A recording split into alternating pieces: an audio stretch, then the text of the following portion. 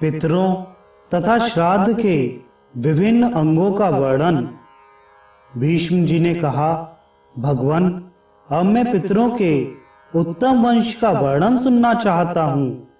पुलस्त जी बोले, राजन, बड़े हर्ष की बात है। मैं तुम्हें आरंभ से ही पितरों के वंश का वर्णन सुनाता हूँ। सुनो। स्वर्ग में पितरों के 7 गण हैं।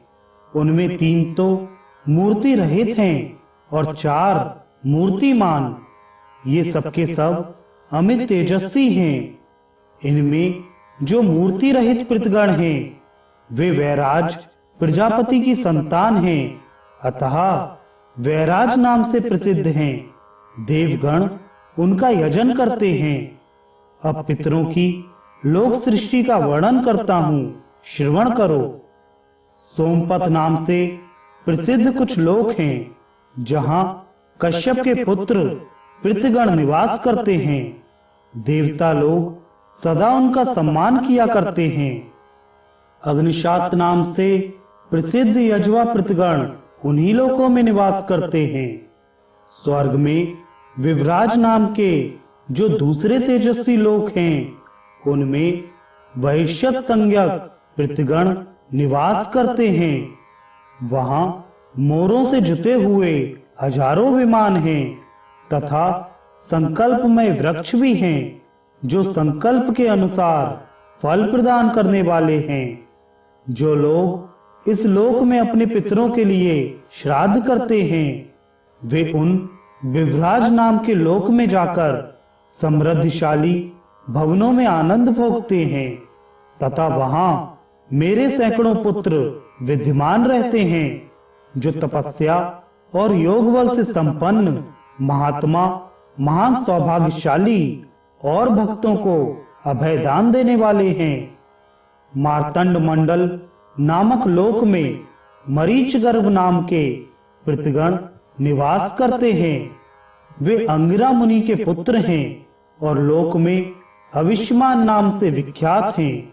वे राजाओं के पितर हैं और स्वर्ग तथा मोक्ष रूप फल प्रदान करने वाले हैं। तीर्थों में श्राद्ध करने वाले श्रेष्ठ क्षत्रिय उन्हीं के लोक में जाते हैं। कामदूत नाम से प्रसिद्ध जो लोक है, वे इच्छा अनुसार भोग की प्राप्ति कराने वाले हैं। उनमें सुस्वद नाम के पितर निवास करते हैं। लोक में वे आज्यप नाम से विख्यात हैं और प्रजापति कर्दम के पुत्र हैं। पुलह के बड़े भाई से उत्पन्न वैश्यगण उन पितरों की पूजा करते हैं। श्राद्ध करने वाले पुरुष उस लोक में पहुंचने पर एक ही साथ हजारों जन्मों के परिचित माता, भाई, पिता, सास, मित्र, संबंधी तथा बंधुओं का दर्शन करते हैं। इस प्रकार पितरों के 3 गण बताए गए। अब चौथे गण का वर्णन करता हूँ। ब्रह्मलोक के ऊपर सुमानस नाम के लोक स्थित हैं, जहां सोमप नाम से प्रसिद्ध सनातन पितरों का निवास है। वे सबके सब धर्ममय स्वरूप धारण करने वाले तथा ब्रह्मा जी से भी श्रेष्ठ हैं। स्वधा से उनकी उत्पत्ति हुई है। वे योगी हैं अतः ब्रह्म भाव को प्राप्त होकर सृष्टि आदि करके सब इस समय मान सरोवर में स्थित हैं। इन पितरों की कन्या नर्मदा नाम की नदी है, जो अपने जल से समस्त प्राणियों को पवित्र करती हुई पश्चिम समुद्र में जा मिलती है। उन सोमप नाम वाले पितरों से ही संपूर्ण प्रजा सृष्टि का विस्तार हुआ है। ऐसा जानकर मनुष्य सदा धर्म भाव से उनका श्राद्ध करते हैं। उन्हीं के प्रसाद से योग का विस्तार होता है। आदि सृष्टि के समय इस प्रकार पितरों का श्राद्ध प्रचलित हुआ। श्राद्ध में उन सबके लिए चांदी के पात्र अथवा चांदी से युक्त पात्र का उपयोग होना चाहिए। स्वधा शब्द के उच्चारण पूर्वक पितरों के उद्देश्य से किया हुआ श्राद्ध दान पितरों को सर्वदा संतुष्ट करता है। विद्वान पुरुषों को चाहिए कि वे अग्निहोत्री एवं सोमपाई ब्राह्मणों के द्वारा अग्नि में हवन कराकर पितरों को तृप्त करें। अग्नि के अभाव में ब्राह्मण के हाथ में अथवा जल में या शिवजी के स्थान के समीप पितरों के निमित्त दान करें। यही पितरों के लिए निर्मल स्थान है। पितृकार में दक्षिण दिशा उत्तम मानी गई है। यज्ञोपवीत को अपस्व्य अर्थात दाहिने कंधे पर करके किया हुआ तर्पण, तिलदान तथा स्वधा के उच्चारण पूर्वक किया हुआ श्राद्ध, ये सदा पितरों को तृप्त करते हैं। कुश, उड़द, साठी धान का चावल, गाय का दूध, मधु, गाय का घी, सांवा, अगहनी का चावल, जौ, तीना का चावल, मूंग, गन्ना और सफेद फूल, ये सब वस्तुएं पितरों को सदा प्रिय हैं। अब मैं ऐसे पदार्थ बताता हूं जो श्राद्ध में सर्वथा वर्जित हैं। मसूर, सन, मटर, राजमाश, कुल्थी, कमल, बिल्व, मदार, धतूरा, पारिद्राट, रूशक, भेड़ बकरी का दूध, कोदो, दारवरट, कैथ, महुआ और अलसी, ये सब निषिद्ध हैं। अपनी उन्नति चाहने वाले पुरुष को श्राद्ध में इन वस्तुओं का उपयोग कभी नहीं करना चाहिए।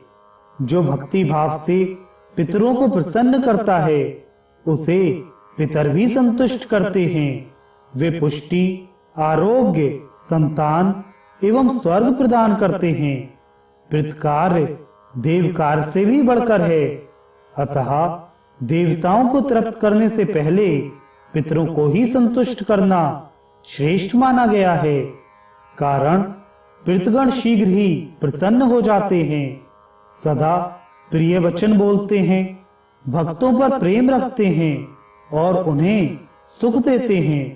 पितर पर्वों के देवता हैं, अतः प्रत्येक पर्व पर पितरों का पूजन करना उचित है।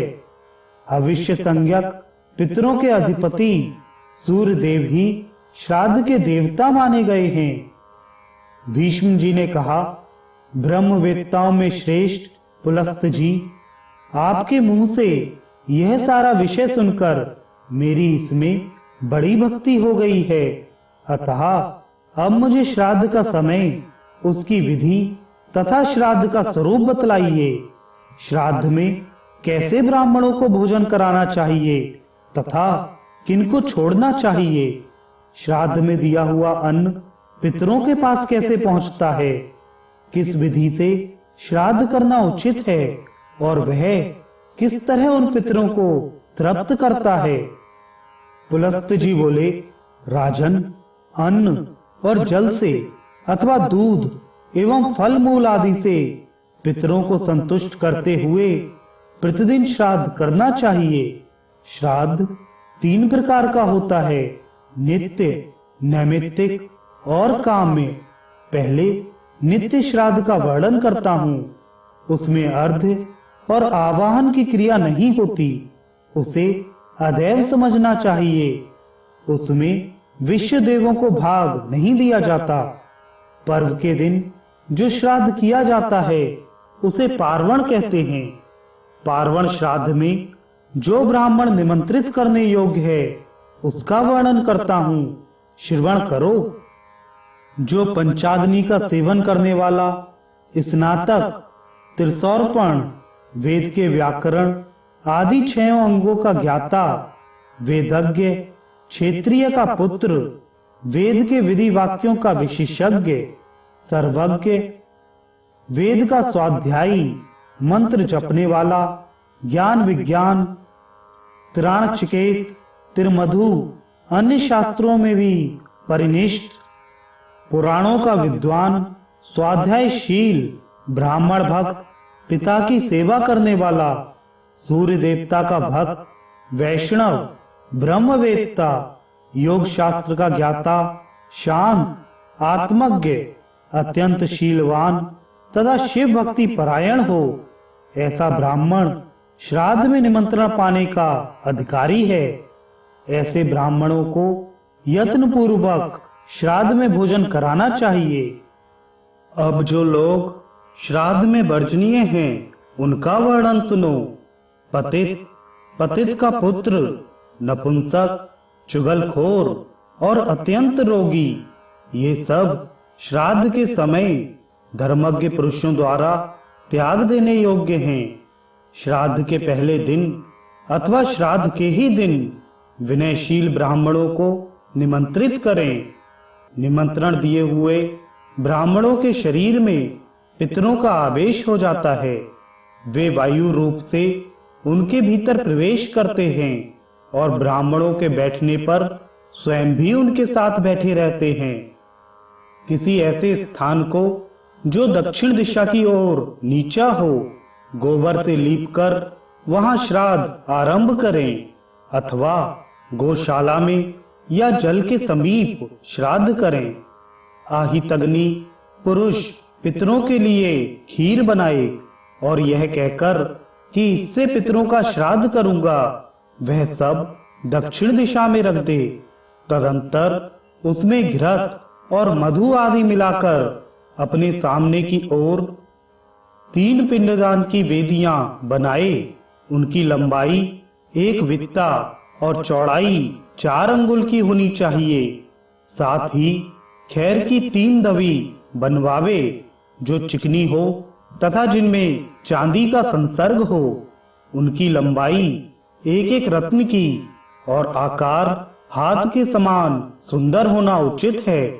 जल पात्र, कांस्य पात्र, प्रोक्षण, समिधा, कुश, तिलपात्र, उत्तम वस्त्र, गंध, धूप, चंदन, ये सब वस्तुएं धीरे धीरे दक्षिण दिशा में रखें। उस समय जनेऊ दाहिने कंधे पर होना चाहिए। इस प्रकार सब सामान एकत्रित करके घर के पूर्व गोबर से लिपी हुई पृथ्वी पर गोमूत्र से मंडल बनावें और अक्षत तथा भूल सहित जल लेकर तथा जनेऊ को क्रमशः बाएं एवं दाहिने कंधे पर छोड़कर ब्राह्मणों के पैर धोएं तथा बारंबार उन्हें प्रणाम करें। तदंतर विधि पूर्वक आचमन कराकर उन्हें बिछाए हुए दर्भयुक्त आसनों पर बिठाएं और उनसे मंत्रोच्चारण कराएं।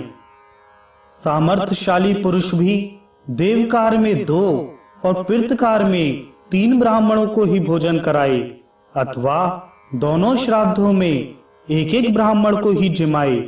विद्वान पुरुष को श्राद्ध में अधिक विस्तार नहीं करना चाहिए। पहले विशेष देव संबंधी और फिर पितृ संबंधी विद्वान ब्राह्मणों की अर्घ आदि से विधिवत पूजा करें तथा उनकी आज्ञा लेकर अग्नि में यथाविधि हवन करें। विद्वान पुरुष गृह सूत्र में बताई हुई विधि के अनुसार घृतयुक्त चरु का अग्नि और सोम की तृप्ति के उद्देश्य से समय पर हवन करे। इस प्रकार देवताओं की तृप्ति करके वह श्राद्ध करता श्रेष्ठ ब्राह्मण साक्षात अग्नि का स्वरूप माना जाता है। देवता के उद्देश्य से किया जाने वाला हवन आदि प्रत्येक कार्य जनेऊ को बाएं कंधे पर रखकर ही करना चाहिए। तत्पश्चात पितरों के निमित्त करने योग्य सेचन आदि सारा कार्य विज्ञ पुरुषों को जनेऊ को दाएं कंधे पर रख के अपस्वय भाव से करना उचित है। हवन तथा विशेष देवों को अर्पण करने से बचे हुए अन्न को लेकर उसके कई पिंड बनाएं और एक-एक पिंड को दाहिने हाथ में लेकर तिल और जल के साथ उसका दान करना चाहिए। संकल्प के समय जल पात्र में रखे हुए जल को बाएं हाथ की सहायता से दाएं हाथ में ढाल लेना चाहिए। श्राद्ध काल में पूर्ण प्रयत्न के साथ अपने मन और इंद्रियों को काबू में रखें और मांस का त्याग कर दें। पिंड देने के लिए बनाई हुई वेदियों पर यत्न पूर्वक रेखा बनाएं। इसके बाद अवनेजन पात्र में जल लेकर उसे रेखांकित वेदी पर गिराएं। फिर दक्षिणाभिमुख होकर वेदी पर कुश बिछाएं और एक एक करके सब पिंडों को क्रमशः उन कुशों पर रखें। उस समय जिस जिसके उद्देश्य से पिंड दिया जाता हो उस पितर के नाम गोत्र आदि का उच्चारण करते हुए संकल्प पढ़ना चाहिए। पिंडदान के पश्चात अपने दाएं हाथ को पिंडाधार भूत कुशों पर पहुंचना चाहिए। यह लेप भोग भोजी पितरों का भाग है। उस समय मंत्र का जप अर्थात लेप भाग भुजा पितर स्तृप्यन्तु इत्यादि वाक्यों का उच्चारण करना उचित है।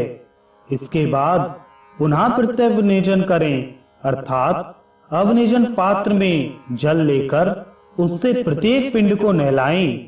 फिर जलयुक्त पिंडों को नमस्कार करके श्राद्ध कल्पोक्त वेद मंत्रों के द्वारा पिंडों पर पितरों का आवाहन करें और चंदन धूप आदि पूजन सामग्रियों के द्वारा उनकी पूजा करें। तत्पश्चात आवनी आदि अग्नियों के प्रतिनिधि भूत एक एक ब्राह्मण को जल के साथ एक एक दवी प्रदान करें। फिर विद्वान पुरुष पितरों के उद्देश्य से पिंडों के ऊपर कुश रखें तथा पितरों का विसर्जन करें। तदंतर क्रमशः सभी पिंडों में से थोड़ा थोड़ा अंश निकालकर सबको एकत्र करें और ब्राह्मणों को यत्न पूर्वक पहले वही भोजन कराएं, क्योंकि उन पिंडों का अंश ब्राह्मण लोग ही भोजन करते हैं। इसलिए अमावस्या के दिन किए हुए पार्वण श्राद्ध को अन्वहार्य कहा गया है। पहले अपने हाथ में पवित्री सहित तिल और जल लेकर पिंडों के आगे छोड़ दें और कहें एवं स्वधास्तु। इसके बाद परम पवित्र और उत्तम अन्न परोसकर उसकी प्रशंसा करते हुए उन ब्राह्मणों को भोजन कराएं। उस समय भगवान श्री नारायण का स्मरण करते रहें और क्रोधी स्वभाव को सर्वथा त्याग दें। ब्राह्मणों को तृप्त जानकर विक्रान दान करें। यह सब वर्णों के लिए उचित है। विक्रान दान की विधि यह है, तिल सहित अन्न और जल लेकर उसे कुश के ऊपर पृथ्वी पर रख दें। जब ब्राह्मण आचमन कर लें तो पुनः पिंडों पर जल गिराएं। फूल, अक्षत, जल छोड़ना और सौधाचवाचन आदि सारा कार्य पिंड के ऊपर करें। पहले देव श्राद्ध की समाप्ति करके फिर पितृ श्राद्ध की समाप्ति करें, अन्यथा श्राद्ध का नाश हो जाता है। इसके बाद नतमस्तक होकर ब्राह्मणों की प्रदक्षिणा करके उनका विसर्जन करें। यह आहित अग्नि पुरुषों के लिए अन्वहार्य पार्वण श्राद्ध बतलाया गया है। अमावस्या के पर्व पर किए जाने के कारण यह पार्वण कहलाता है। यही नैमित्तिक श्राद्ध है। श्राद्ध के पिंड गाय या बकरी को खिला दें अथवा ब्राह्मणों को दे दें अथवा अग्नि या जल में छोड़ दें। यह भी ना हो तो खेत में बिखेर दें अथवा जल की धारा में बहा दें।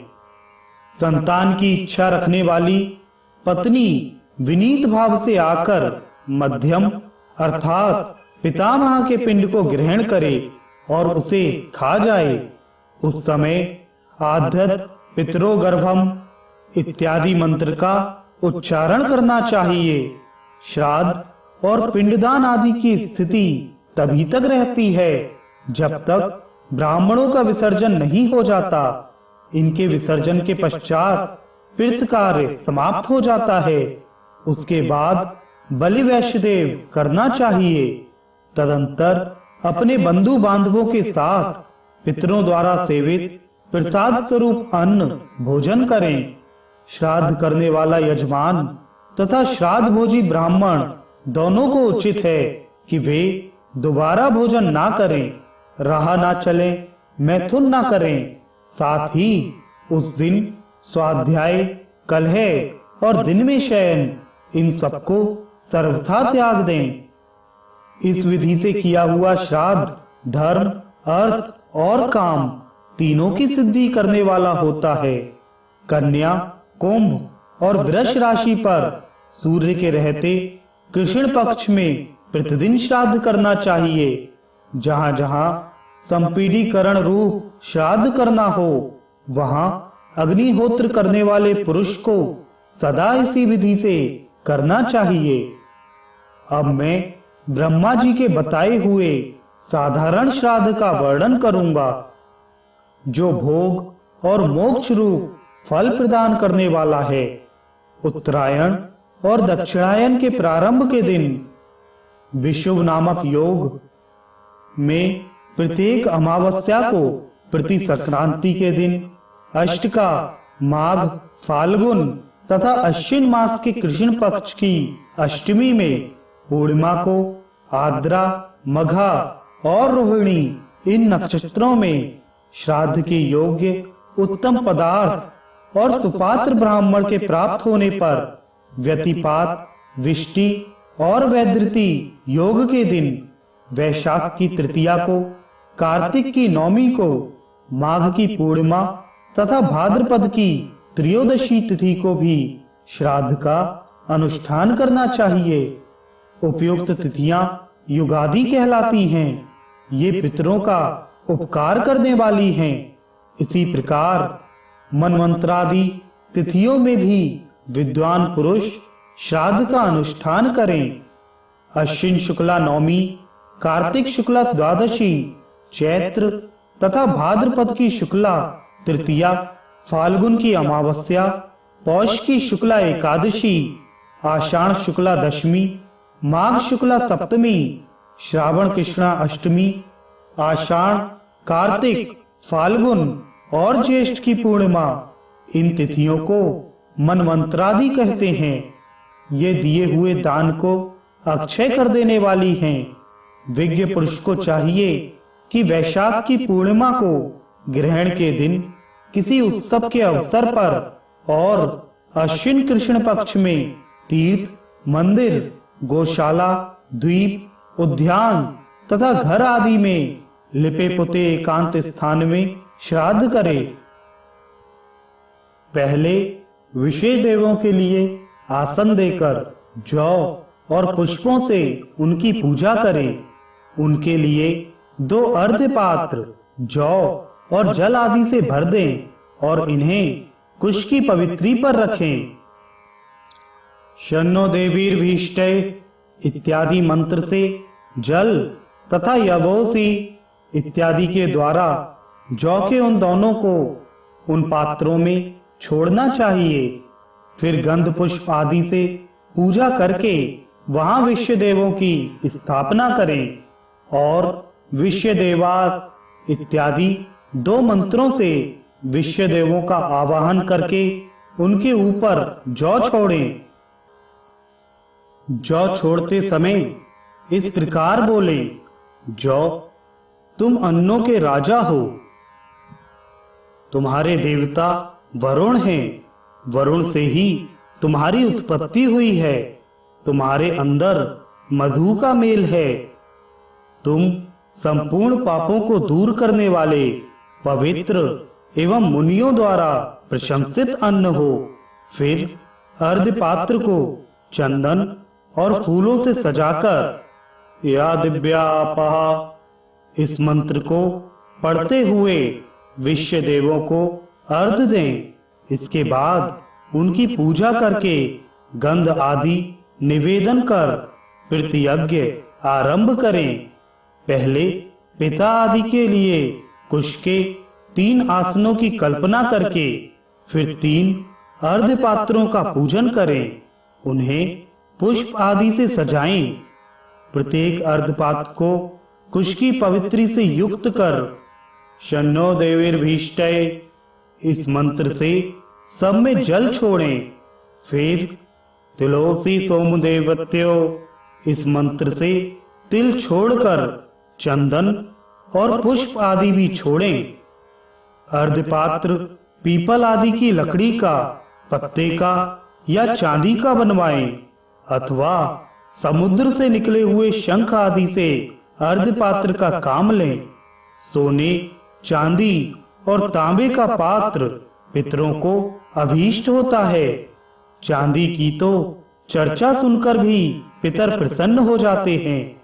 चांदी का दर्शन अथवा चांदी का दान उन्हें प्रिय है। यदि चांदी के बने हुए अथवा चांदी से युक्त पात्र में जल भी रखकर पितरों को श्रद्धा पूर्वक दिया जाए तो वह अक्षय हो जाता है। इसलिए पितरों के पिंडों पर अर्घ्य चढ़ाने के लिए चांदी का ही पात्र उत्तम माना गया है। चांदी भगवान श्री शंकर के नेत्र से प्रकट हुई है, इसलिए वह पितरों को अधिक प्रिय है। इस प्रकार उपयुक्त वस्तुओं में से जो सुलभ हो उसके अर्घ्य पात्र बनाकर उन्हें बताए अनुसार जल, तिल और गंध पुष्प आदि से सुसज्जित करें। तत्पश्चात या दिव्यापहा इस मंत्र को पढ़कर पिता के नाम और गोत्र आदि का उच्चारण करके अपने हाथ में कुश ले लें। फिर इस प्रकार करें, पितरों का आवाहन करूंगा। तब निमंत्रण में आए हुए ब्राह्मण तथा स्तु कहकर श्राद्धकर्ता को आवाहन के लिए आज्ञा प्रदान करें। इस प्रकार ब्राह्मणों की अनुमति लेकर उशंतिस्तवा निधिमहि आयंतुना पितरा इन दो ऋचाओं का पाठ करते हुए वह पितरों का आवाहन करे। तदंतर या दिव्यापहा इस मंत्र से पितरों को अर्घ्य देकर प्रत्येक के लिए गंध पुष्प आदि पूजोपचार एवं वस्त्र चढ़ाएं तथा पृथक पृथक संकल्प पढ़कर उन्हें समर्पित करें। पहले अनुलोम क्रम से अर्थात पिता के उद्देश्य से दिए हुए अर्घ्य पात्र का जल पितामह के अर्घ्य पात्र में डालें और फिर पितामह के अर्घ्य पात्र का सारा जल फिर पितामह के अर्घ्य पात्र में डाल दें। फिर विलोम क्रम से अर्थात प्रपितामह के अर्घ्य पात्र को पितामह के अर्घ्य पात्र में रखें और उन दोनों पात्रों को उठाकर पिता के अर्घ्य पात्र में रखें। इस प्रकार तीनों अर्घ्य पात्रों को एक दूसरे के ऊपर करके पिता के आसन के उत्तर भाग में पृथव्या स्थानमसि ऐसा कहकर उन्हें ढुलका दें, उलट कर रख दें। ऐसा करके अन्न परोसने का कार्य करें। परोसने के समय भी पहले अग्नि कार्य करना चाहिए, अर्थात थोड़ा सा अन्न निकालकर अग्ने कव्य वाहनाय स्वाहा और सोमाय प्रतिमते स्वाहा इन दो मंत्रों से अग्नि और सोम देवता के लिए अग्नि में 2 बार आहुति डालें। इसके बाद दोनों हाथों से अन्न निकालकर परोसें। परोसते समय उशंतिस्त्वा निधिमहि इत्यादि मंत्र का उच्चारण करते रहें। उत्तम गुणकारी शाक आदि तथा नाना प्रकार के भक्ष्य पदार्थों के साथ दही, दूध, गौ का घृत और शक्कर आदि से युक्त अन्न पितरों के लिए तृप्तिकारक होता है। मधु मिलाकर तैयार किया हुआ कोई भी पदार्थ तथा गाय का दूध और घी में मिलाई हुई खीर आदि पितरों के लिए दी जाए तो वह अक्षय होती है। ऐसा आदि देवता पितरों ने स्वयं ही अपने मुख से कहा है। इस प्रकार अन्न परोसकर पितृ संबंधी ऋचाओं का पाठ सुनाएं। इसके सिवा सभी तरह के पुराण, ब्रह्मा, विष्णु, सूर्य और रुद्र संबंधी भांति भांति के स्तोत्र, इंद्र, रुद्र और सोम देवता के सूक्त, पावमानी ऋचाएं, बृहदंतर, ज्येष्ठ शाम का गौरव गान, शांति का अध्याय, मधु ब्राह्मण, मंडल ब्राह्मण तथा और भी जो कुछ ब्राह्मणों को तथा अपने को प्रिय लगे वह सब सुनाना चाहिए। महाभारत का भी पाठ करना चाहिए क्योंकि वह पितरों को अत्यंत प्रिय है। ब्राह्मणों के भोजन कर लेने पर जो अन्न और जल आदि शेष रहे उसे उनके आगे जमीन पर बिखेर दें। यह उन जीवों का भाग है जो संस्कार आदि से हीन होने के कारण अधम गति को प्राप्त हुए हैं। ब्राह्मणों को तृप्त जानकर उन्हें हाथ मुंह धोने के लिए जल प्रदान करें। इसके बाद गाय के गोबर और गौमूत्र से लिपी हुई भूमि पर दक्षिणाग्र कुश बिछाकर उनके ऊपर यत्न पूर्वक पितृयज्ञ की भांति विधिवत पिंडदान करें।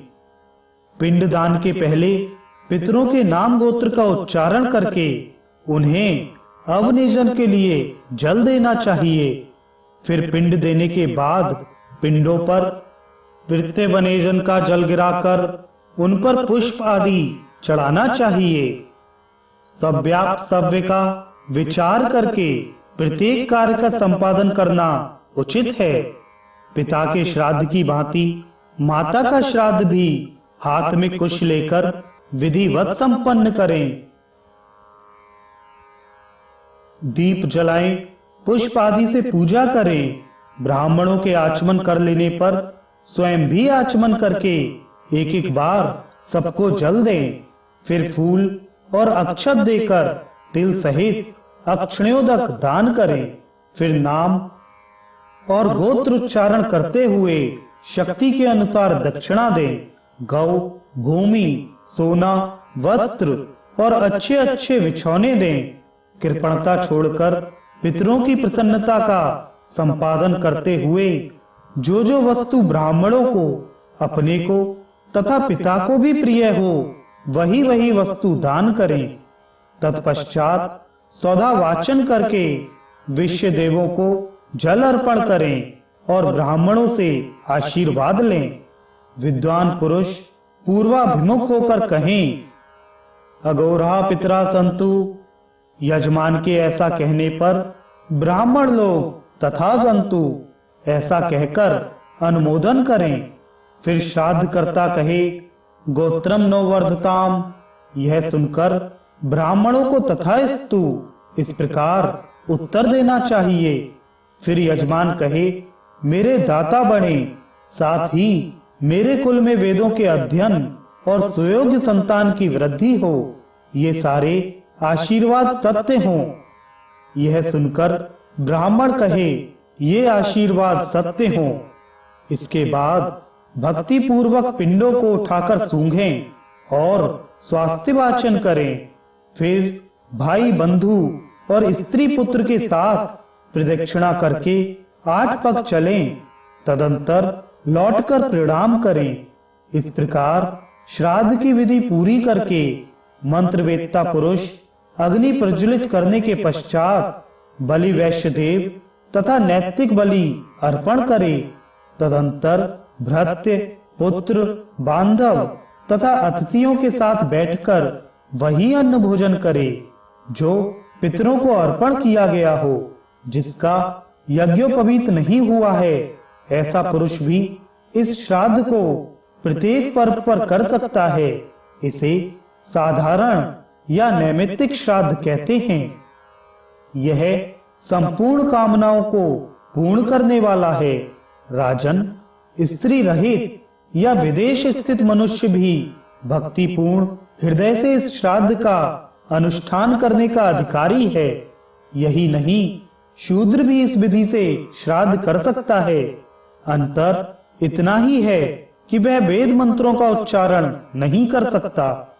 तीसरा अर्थात काम्य श्राद्ध आयुदायक है। इसे वृद्धि श्राद्ध भी कहते हैं। उत्सव और आनंद के अवसर पर, संस्कार के समय, यज्ञ में तथा विवाह आदि मांगलिक कार्यों में यह श्राद्ध किया जाता है। इसमें पहले माताओं की अर्थात माता, पितामही और पितामही की पूजा होती है। इसके बाद पितरों, पिता, पितामहा और पितामहा का पूजन किया जाता है। अंत में माता महा आदि की पूजा होती है। अन्य श्राद्धों की भांति इसमें भी विश्व देवों की पूजा आवश्यक है। दक्षिणावर्तक क्रम से पूजोपचार चढ़ाना चाहिए। आभ्युदायिक श्राद्ध में दही, अक्षत, फल और जल से ही पूर्वाभिमुख होकर पितरों को पिंडदान दिया जाता है। संपन्नम नाम का उच्चारण करके अर्घ्य और पिंडदान देना चाहिए। इसमें युगल ब्राह्मणों को अर्घ्य दान दें तथा युगल ब्राह्मणों को ही वस्त्र और स्वर्ण आदि के द्वारा पूजा करें। तिल का काम जौ से लेना चाहिए तथा सारा कार्य पूर्ववत करना चाहिए। श्रेष्ठ ब्राह्मणों के द्वारा सब प्रकार के मंगल पाठ कराएं। इस प्रकार शूद्र भी कर सकता है। यह वृद्धि श्राद्ध सबके लिए सामान्य है। बुद्धिमान शूद्र पितरे नमः इत्यादि नमस्कार मंत्र के द्वारा ही दान आदि कार्य करे। भगवान का कथन है कि शूद्र के लिए दान ही प्रधान है, क्योंकि दान से उसकी समस्त कामनाएं पूर्ण हो जाती हैं।